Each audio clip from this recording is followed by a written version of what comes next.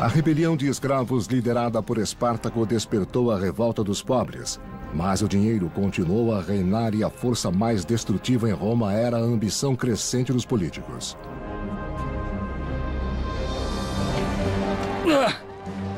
A luta pelo poder atingiu o auge quando 3 homens buscaram a supremacia na República de Roma.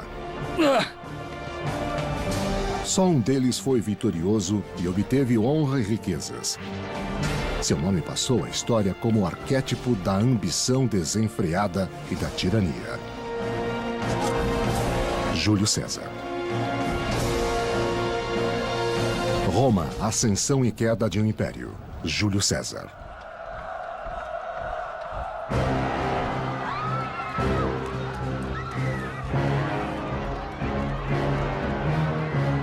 Em meados do século I a.C., a democracia estava em colapso na República de Roma. Foi um tempo de revoltas e violentos levantes políticos. As pessoas viam sangue e morte todos os dias. O assassinato era tão importante quanto as eleições. Os romanos não deviam resolver as grandes questões que definiam o rumo do país por meio da violência, mas a violência gera violência. E Roma havia caído quase que num estado de anarquia na época de César. Foi nesse mundo tumultuado que Júlio César cresceu. Seu pai morreu quando César tinha 16 anos, e ele sabia que tinha de lutar. Júlio César herdou a história familiar mais distinta que um romano poderia ter. Mas na época em que ele nasceu, no ano 100 a.C., a sua família não era tão rica nem tão poderosa como a lenda dizia que ela já fora. Júlio César queria levar a família de volta à glória e à posição de liderança que as histórias da família diziam que seus ancestrais haviam tido. Quando era adolescente e viajava para estudar na ilha de Rhodes, Júlio César foi raptado por piratas que queriam um resgate. Eram piratas e traficantes de escravos no Mediterrâneo. Os piratas sequestraram Júlio César e pediram resgate. Demorou muito para levantar o dinheiro, então César passou muito tempo no acampamento pirata. Enfrentando assassinos e ladrões, Júlio César mostrou valer mais do que o pedido pelos raptores. Júlio César não era um romano comum. Ele não se assustou com os piratas, que eram uma grande ameaça à sociedade aristocrata. Então o que César demonstrou é que, mesmo quando encontrou a maior das ameaças, ele ficou acima disso. No final, Júlio César foi libertado e os piratas foram condenados a morrer crucificados e deixados para as aves de rapina. Júlio César cresceu e, em 65 a.C., era um soldado experiente que foi enviado à província da Hispânia para sufocar um grupo de rebeldes.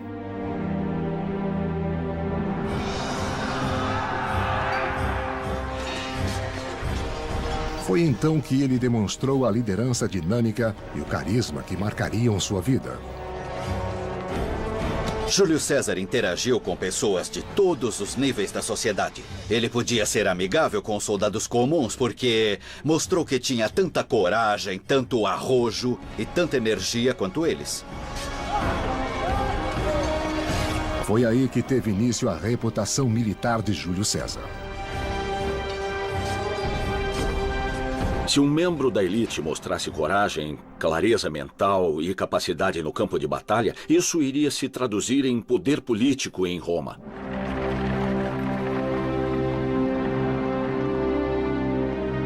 Ao voltar a Roma, Júlio César entrou para a política e tentou vencer a eleição para o cargo de cônsul. Um cônsul tinha a posição de maior prestígio em Roma, o governo lucrativo de toda a província romana e também o comando militar das legiões estacionadas ali. Será ótimo. Júlio César era um político nato. Júlio César era brilhante para se relacionar com as pessoas e fazer com que gostassem dele. Ele era também um ótimo escritor e um dos melhores oradores. Júlio César podia convencê-lo a agir como ele queria, simplesmente com um discurso. Marcus Brutus, filho de sua amante predileta, era um dos seus admiradores e logo se tornou um protegido de Júlio César. Acredito que será o melhor para todos. Brutus foi inspirado pela campanha populista de seu mentor e decidiu entrar para a política. Isso é muito importante para a nossa sociedade. A campanha de Júlio César para cônsul conquistou muitos partidários. Mas seu apelo aos romanos comuns e sua proposta de mudança afastaram os aristocratas conservadores. Ele se colocou deliberadamente como uma pessoa que tentaria mudar o sistema de governo e era uma ameaça real aos conservadores, porque César aparecia como alguém que desejava algo novo. Ele surgiu em todos os aspectos como seu oposto, e eles não podiam fazer quase nada. Mesmo que César fosse eleito cônsul de Roma, os senadores podiam negar-lhe o que mais queria e precisava: o governo da lucrativa província da Gália. Será ótimo. César precisava de dinheiro. Ele tinha tantas dívidas que precisava literalmente fugir dos credores. As dificuldades financeiras de César terminariam se o Senado lhe desse o controle da província da Gália. Era absolutamente crucial para Júlio César que o Senado lhe entregasse a província da Gália. Se César tivesse sucesso na Gália, ele poderia ganhar muito dinheiro com os inimigos capturados e vendidos como escravos e com os despojos que conseguisse. Era essencial que César ganhasse a eleição e o governo da Gália. Ele tinha um plano para que isso acontecesse. Não vou aceitar.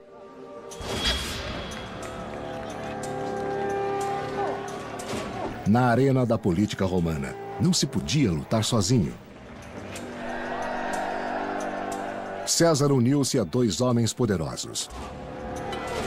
Um deles era seu velho amigo Crassus, o homem mais rico de Roma, que patrocinou a campanha política de César.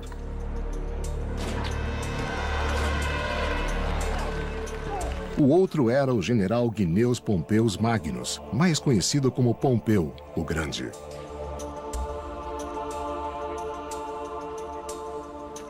Manobrando como um gladiador na arena, César convenceu Crassus e Pompeu a lhe darem apoio na eleição, a fim de controlar o Senado. Apoiado! Júlio César era o terceiro homem. Ele não era tão famoso como Pompeu militarmente e com certeza não era rico como Crassus. Mas César tinha um brilho, uma aura, um carisma que os outros não tinham. Essa aliança veio a ser conhecida como o Triunvirato. O Triunvirato era tão poderoso que eles conseguiram controlar o aparelho político. Eles podiam quase, em certo sentido, dar cargos como quisessem. E é claro que isso iria limitar a liberdade política da aristocracia, que não queria mudanças. Para selar o acordo, César propôs um casamento entre sua filha Júlia e Pompeu. Os casamentos entre os aristocratas romanos não eram uma questão de amor entre marido e mulher. Era mais como se uma família se casasse com outra família. E as mulheres eram apenas sinais desse acordo.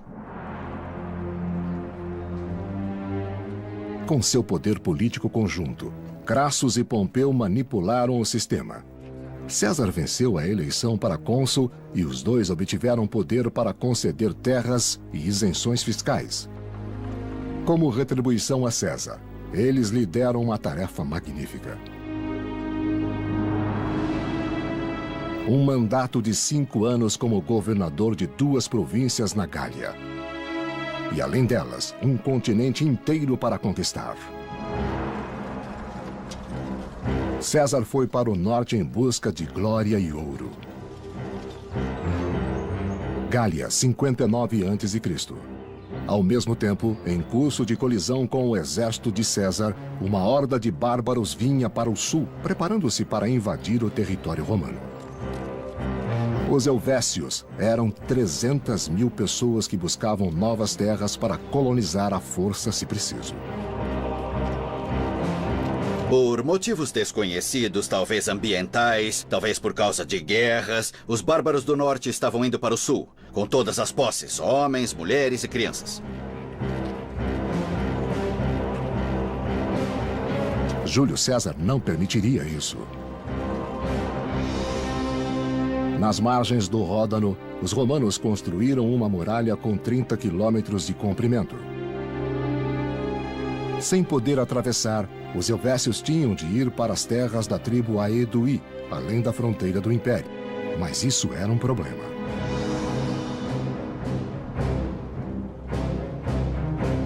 César não tinha autoridade para sair de território romano. Para obter as posses, escravos e territórios que desejava, ele tinha de convencer o Senado de que não havia escolha. Ele tinha de inventar uma ameaça de proporções monumentais. E assim foi que os helvécios cumpriram esse papel para ele. Enviando relatos sobre um grupo de selvagens em marcha, César os perseguiu, supondo que seriam um alvo fácil. Mas logo viu que estava errado. Sem alerta, os helvécios se espalharam pela floresta e emboscaram a retaguarda de César. Esses grupos tinham uma importante infraestrutura militar. Eles tinham armas, tinham uma organização militar. Eles se organizavam em unidades que estavam preparadas para se defender.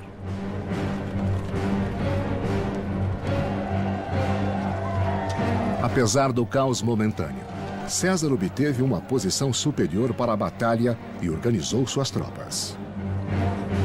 Assumam a posição! Ele sabia como colocar os homens na posição em que seria mais fácil vencer. Ele também se arriscava muito pouco. Ele tinha uma tendência para assumir posições corajosas, mas sempre posições em que o inimigo estaria em desvantagem durante o combate. Certos de que venceriam por estar em maior número, os helvécios subiram correndo a colina.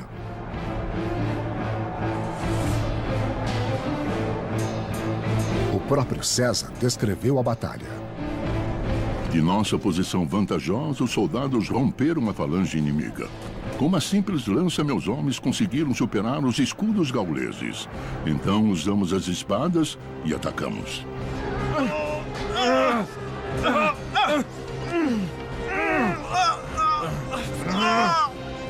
Os romanos pareciam dominar a luta, mas havia 5 helvécios para cada romano.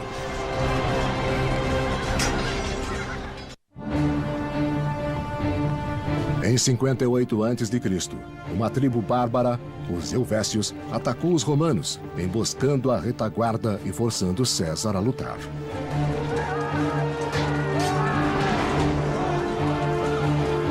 O terror varreu os romanos quando os bárbaros atacaram.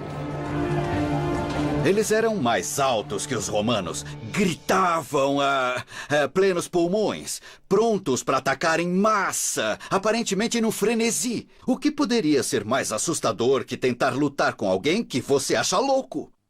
Estavam frenéticos.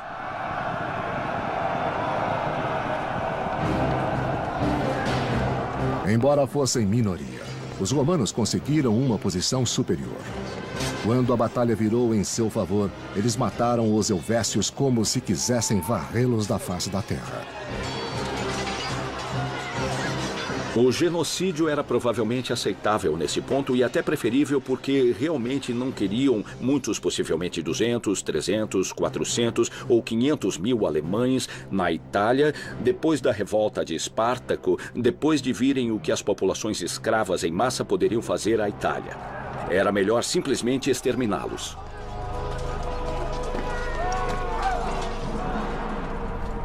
Mas os sobreviventes fugiram. Como um bom manipulador, César evocou o fantasma de uma invasão alemã para obter apoio popular para a guerra. Mas no Senado, os conservadores achavam que o perigo era o próprio César. Até seu aliado Pompeu o considerava uma ameaça. E estava começando a aparecer alguém que tiraria o lugar de Pompeu como o principal homem em Roma. E a diferença, é claro, entre César e Pompeu neste ponto era que Pompeu apoiara o status quo, enquanto César sempre propusera mudanças. Roma e Itália, 58 a.C. A tensão encheu a cidade. Os conservadores tentaram convencer Pompeu a romper com César, mas era tarde demais. Júlia, filha de César e esposa de Pompeu, havia seduzido o grande general. Pompeu estava tão enamorado por sua jovem noiva que começou a negligenciar a política para passar mais tempo com ela. Pompeu levou sua jovem amada a muitos passeios e a visitas aos mais belos jardins da Itália. Isto vai ficar lindo em você. A generosidade de Pompeu para com César incluiu um amigo da família, seu protegido Marcus Brutus. Pompeu nomeou Brutus para um posto lucrativo em uma das províncias orientais, dando ao jovem a oportunidade de subir na política como seu mentor. Temos um problema, precisamos conversar.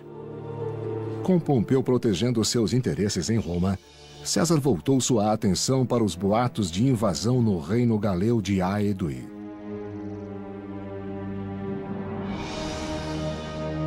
Essa era uma região tranquila e bucólica, desacostumada à violência.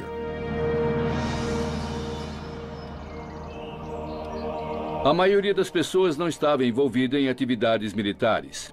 Elas passavam a maior parte do tempo plantando, construindo casas, fazendo roupas, criando os filhos, essas coisas. Em 58 a.C., a paz foi abalada quando César soube que milhares de bárbaros foram para Aeduí liderados pelo guerreiro Ariovisto. Em frente! Ariovisto era praticamente um Saddam Hussein na imaginação romana. Em termos romanos, ele tinha armas de destruição em massa. Seu exército era muito violento e relembrava os líderes bárbaros das gerações anteriores. Dizia-se que ele estava oprimindo os aliados de Roma por todos os lados para, desse modo, atacar diretamente o prestígio de Roma.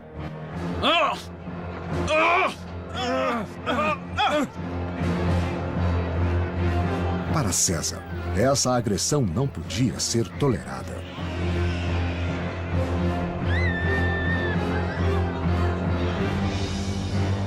César soube que Ariovisto planejava se estabelecer na cidade fortaleza de Besançon e atravessou rapidamente a Gália para combatê-lo.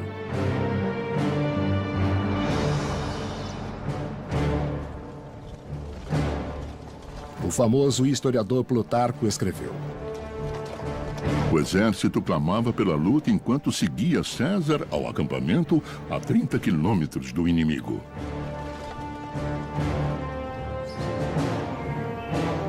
Com a aproximação das legiões romanas, os bárbaros voltaram-se para os deuses pagãos.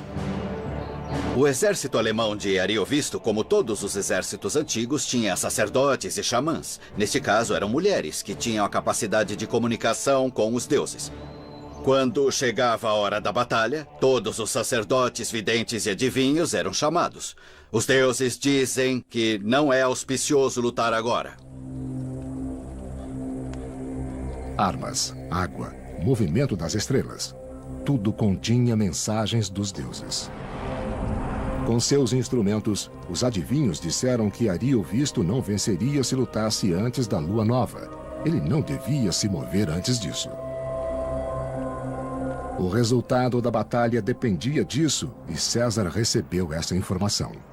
Não devemos lutar agora.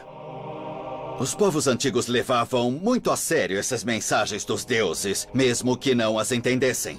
César sabia que se pudesse obrigar os bárbaros a lutar quando pensavam que os deuses lhe diziam para não lutar, então teria uma grande vantagem psicológica. Com os próprios deuses a seu favor, César aproveitou a oportunidade. César enviou as tropas direto para o forte alemão. ameaçando-os e envergonhando-os, e forçando finalmente, contra sua vontade, Ariovisto a posicionar suas tropas, quando iriam lutar com a previsão pesando contra eles. Não devíamos fazer isso. Os deuses disseram para não lutarmos contra César. Em frente! César aproveitou a vantagem e atacou.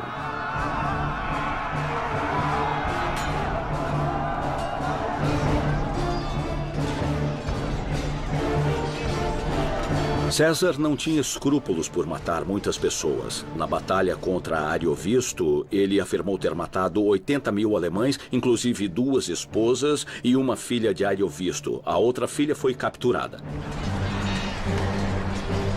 Ariovisto conseguiu escapar e fugiu para a Alemanha, deixando César com o domínio da Gália.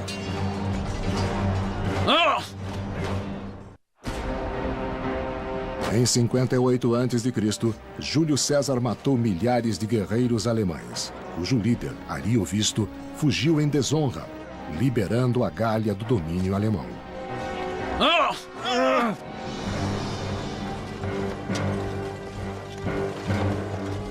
Como planejara, César estava livre para anexar os reinos da Gália. Ele afirmou que seria um libertador, mas alguns não aceitaram de bom grado o governo romano. A principal desvantagem era a perda da independência política. E isso podia não importar para a elite, pois os líderes recebiam todo tipo de benefícios materiais e políticos. Mas, como sabemos por outras circunstâncias em Roma e em outros lugares, muitas pessoas não gostavam de ser governadas por estrangeiros.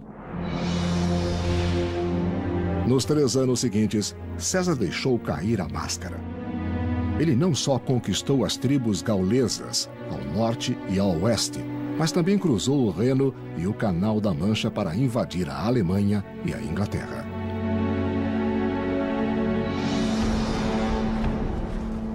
Como autopromoção, César escreveu a história de suas conquistas em relatos cheios de ação. Embora cercado por milhares de nativos, meus homens defenderam-se com incrível bravura por mais de 4 horas. Eles mataram muitos britânicos, mas poucos romanos foram feridos. Com a chegada da nossa cavalaria, o inimigo abandonou as armas e fugiu, sofrendo pesadas baixas. As pessoas começaram a acompanhar os relatos dele. Eles pareciam aos romanos como uma história de aventura, uma história de exploração, porque os romanos não haviam estado no norte da Gália nem na Inglaterra. Para os romanos, em especial, essa era uma história muito empolgante. O relato de César é um dos documentos políticos mais admiráveis de qualquer época na história do mundo. Ele pretendia justificar as ações que muitos romanos consideravam completamente ilegais e ultrajantes e que só eram aceitas por seu sucesso. Roma e Itália, 55 a.C. Até Marcos Brutus, o protegido de César, lia os relatos com muita preocupação. Entre as linhas eloquentes de César, ele percebia uma ambição desmedida. De repente, as pessoas começaram a perceber que César amealhava uma enorme riqueza e um exército muito forte a seu favor. Ele gastava muito dinheiro comprando apoio por toda a península italiana. Brutus ficou preocupado com sua posição política, pois um César mais poderoso significava uma aristocracia com menos poder. Os líderes conservadores decidiram impedir César. O que a classe superior temia era que um de seus membros se destacasse e falasse diretamente ao povo, sem ter o consenso da classe governante por trás. Eles temiam que alguém pudesse perturbar o status quo, que era totalmente dedicado a manter sua riqueza e posição. Para impedir a ameaça, Júlio César pediu um favor a seu antigo aliado, Crassus. Isso é um grande favor que eu estou pedindo a você. Ele era o único que não temia a popularidade de César. Sua imensa riqueza o protegia das incertezas da política. Então, o que faremos?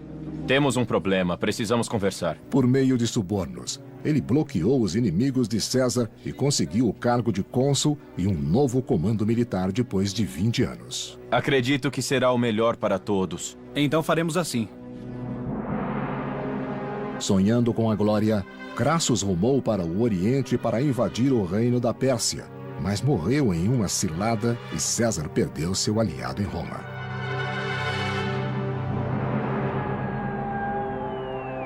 Na mesma época, Júlia, a única filha de César, morreu no parto. Seu marido Pompeu ficou arrasado. O bebê morreu alguns dias depois.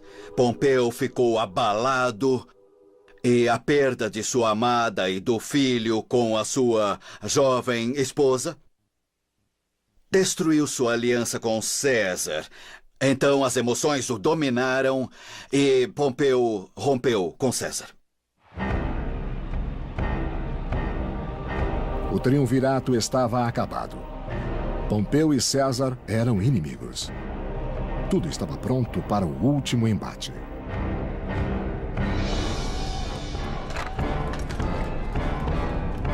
Com o terror político, os partidários dos dois lados enfrentavam-se nas ruas determinados a destruir um ao outro. Protejam-se. Roma estava sob agitação política. A violência era a norma na política. Havia gangues de rua que brigavam entre si nas campanhas políticas. Nos tumultos, o prédio do Senado, o coração do governo romano, queimou até os alicerces. A situação era desesperadora. Na Gália, a situação também era perigosa para César. Um líder gaulês carismático chamado Vercingetorix incitou os gauleses a se unirem contra os romanos em Alverne. Gália, 52 a.C. O plano de Vercingetorix era radical. Queimar todas as provisões, todos os celeiros de milho e toda a forragem para os animais. Depois, recolher-se às cidades-fortalezas e matar os romanos de fome. Enquanto as plantações ardiam, a cura devia parecer tão ruim quanto a doença para os gauleses. Mas o sacrifício surpreendeu e alarmou os romanos. Vercingetorix estava tentando destruir a logística do exército romano. Só alimentar soldados era um enorme problema. E quanto mais César penetrasse na Gália, mais longas suas linhas de suprimento ficavam, mais fácil era cortar as linhas de suprimento e pressionar o inimigo a se render. Com o fim das provisões, os romanos só tinham duas opções: ficar e morrer, ou bater em retirada. Em frente! César jamais voltava atrás. Em 52 a.C., um guerreiro chamado Vercingetorix convocou seu povo a se rebelar contra Roma e queimar todos os seus suprimentos. No final do inverno, os romanos ou venceriam ou morreriam de fome.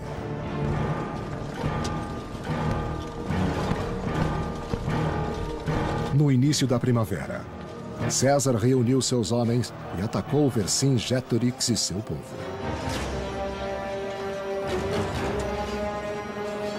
Marco Antônio era um dos homens de confiança de César. Marco Antônio tinha muita energia. Era um soldado corajoso e chegou a César com muita experiência de campo. Era o tipo de homem que César queria ter por perto. Eles atacaram Gergóvia, onde Vercingetorix e seu povo lutaram ferozmente. A batalha foi brutal. César lutou ombro a ombro com seus homens e escapou com vida, mas a batalha foi desastrosa. Em Roma, a situação política de César se deteriorava e seus inimigos ficavam mais fortes. O Senado declarou Pompeu como cônsul único e colocou um exército à disposição dele.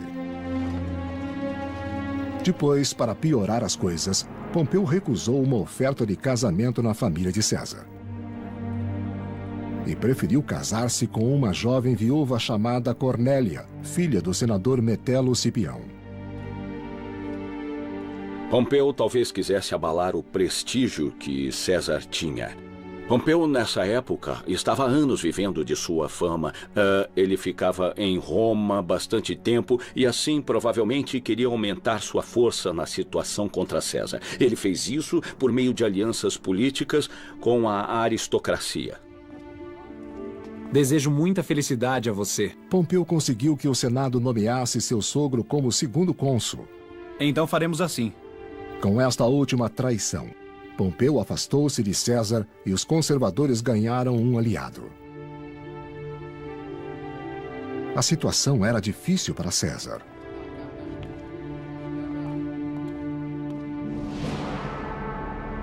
Ele precisava recuperar a Gália. Assim perseguiu Vercingetorix e seu exército até a cidade fortaleza de Alésia e ordenou que fosse cavada uma trincheira dupla. Uma para prender os alesianos e outra para impedir a entrada de reforços. O que fizeram foi construir uma incrível estrutura de obras de defesa que começou, a princípio, com algo que os romanos chamavam estímuli ou lanças, estacas presas ao chão com ganchos. Depois construíram algo que chamaram de lírios, poços com 1 metro de profundidade com uma estaca de 8 centímetros saindo do chão. Foi uma obra espantosa e feita com ferramentas manuais, muita força física e carregando terra em cestos de vime. Imagine 15.000 homens cavando vários dias seguidos usando apenas pura força física. Imagine só o que um massagista poderia ter feito por esse exército. Com a escassez das provisões, Vercingetorix e seu povo ficaram famintos e desesperados. As coisas ficaram tão ruins em Alésia para os gauleses sitiados que a comida começou a acabar. Quando eles estavam a ponto de se render, o pesadelo de César tornou-se realidade.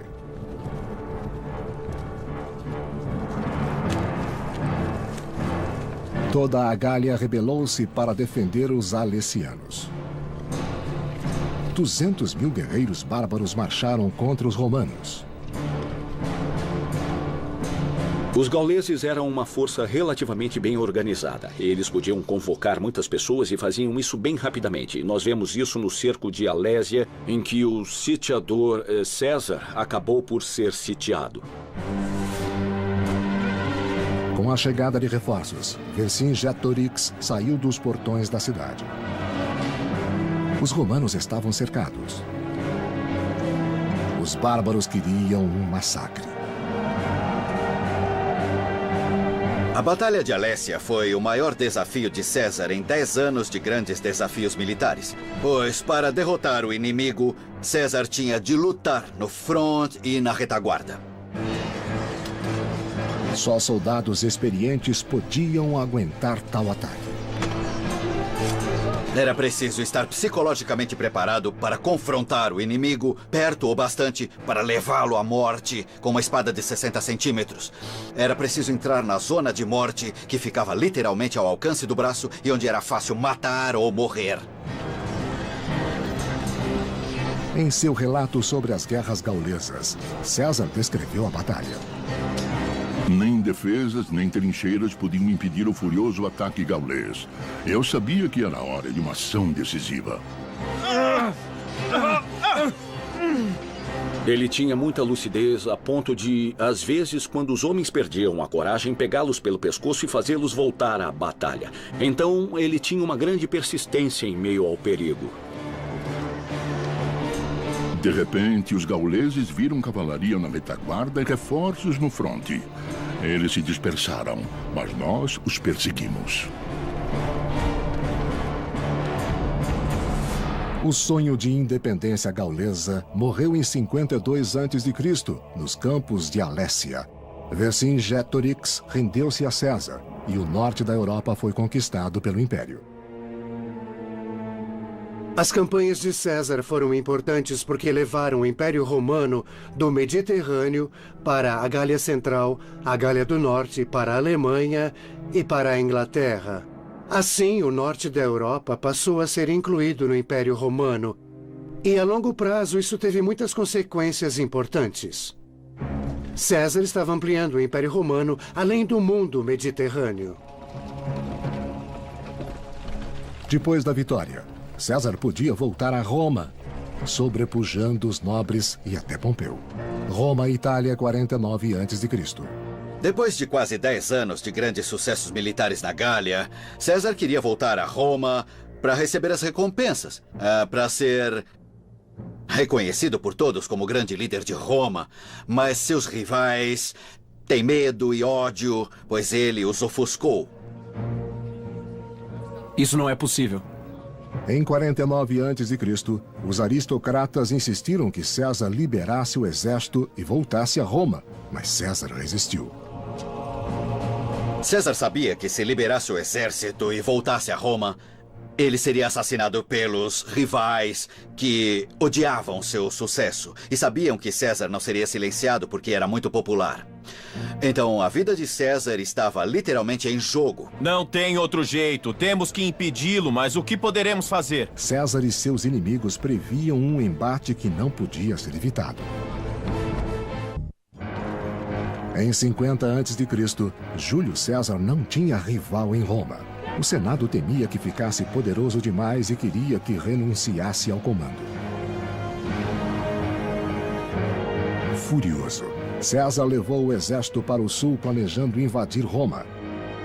Ele parou em um pequeno rio no limite da cidade, o Rubicon. Se César deixasse seus homens nas margens do rio e fosse sozinho a Roma, isso significaria rendição completa a seus inimigos. A vida de César estava literalmente em jogo. César tinha de cruzar o rio Rubicon, um pequeno riacho, limite entre as províncias e a cidade de Roma. Ao fazer isso, ele sabia que haveria uma guerra civil, mas se não o fizesse, morreria em desgraça.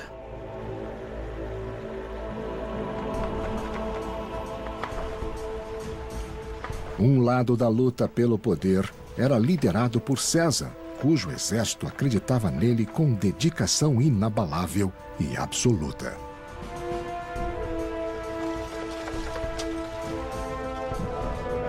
O outro lado era liderado por Pompeu, cujo exército não era muito leal e estava espalhado pela Itália. A popularidade de César estava no auge.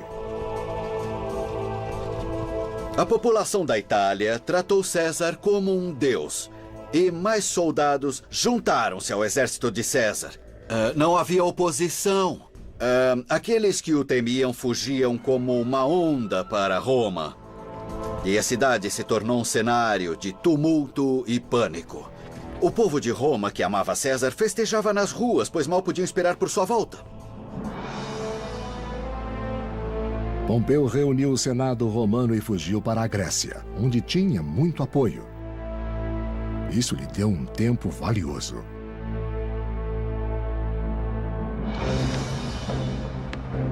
Meses se passaram antes que César pudesse construir navios e conseguir suprimentos para segui-lo. Quando as tropas de César desembarcaram na Grécia, Pompeu tinha reunido um grande exército. Em janeiro de 48 a.C., em Fársalo, os dois homens se encontraram em uma trágica guerra civil. Pompeu tinha o dobro de homens, mas os soldados de César tinham uma arma potente: confiança. Pompeu tinha de lutar ou se render. Era assim que César trabalhava e os homens de César sabiam que ele sempre os poria em uma posição em que as chances de sucesso eram grandes. Ele também tinha um exército bem treinado. Existe um certo ponto em que o exército se torna uma máquina. Eles não eram chamados de veteranos sem motivo e se tornaram uma força de batalha muito eficiente porque estavam acostumados ao que faziam. Em Fársalo, a experiência de César funcionou. Seus homens destruíram completamente o exército de Pompeu, mas ele conseguiu fugir. Preparem-se para o ataque! Vamos! César seguiu ao Egito, mas era tarde demais. No final, Pompeu foi enganado e decapitado pelos egípcios. A cabeça foi enviada a César. O historiador Plutarco escreveu: Quando a cabeça de Pompeu lhe foi entregue, César recusou-se a olhar, mas pegou o anel de sinete de Pompeu e se lamentou. Será que foi assim mesmo? É só uma história e é quase implausível, mas é possível de certo modo. É possível porque Pompeu fora um colega e amigo por certo tempo. E talvez César visse o que podia lhe acontecer nos olhos mortos de Pompeu.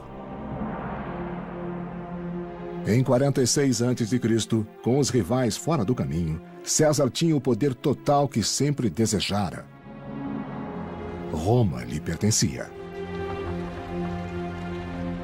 César logo reconstruiu a cidade, mudou os impostos e criou colônias. Ele foi o primeiro líder de Roma a conceber um império.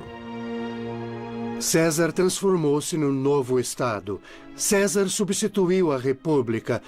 Bom, isso foi uma boa prévia do que iria acontecer sob os imperadores, mas César agiu de um modo que parecia desconsiderar as tradições da República e, como resultado, ele acabou perdendo o apoio e se isolando.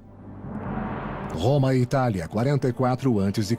Sem querer dividir o poder com os outros nobres, ele se proclamou ditador vitalício de Roma, um rei sem a coroa. O medo era que César se tornasse rei e o direito das pessoas para votar, escolher e expressar sua opinião fosse tirado delas. Isso não pode ser desse jeito! A revolta contra a tirania de César se espalhou pelo Senado. Até Marcus Brutus, o protegido de César, foi convencido a traí-lo. Brutus era um homem complexo e não muito interessante.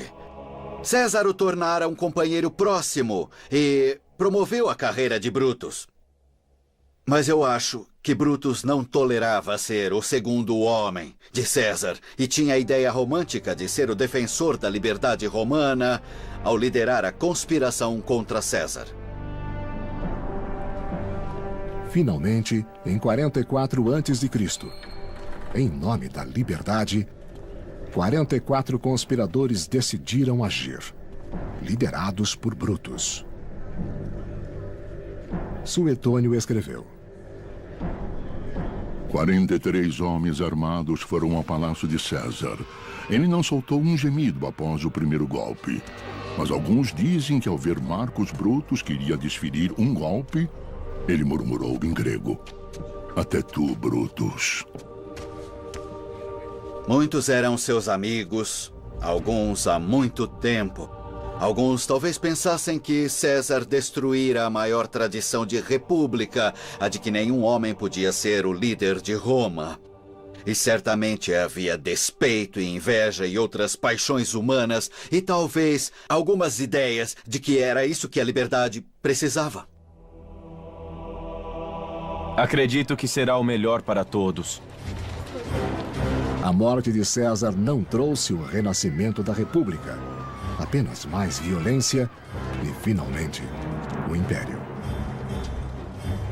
Acho que a longa combinação de riqueza obscena na política romana, a transformação dos soldados em servos do general que os comandava e a intensa rivalidade entre os aristocratas que lutavam entre si, em vez de servir ao país, significavam que a República estava condenada, mesmo sem o gênio de Júlio César. Foi seu parente, Augusto, que descobriu um modo de criar o Império Romano.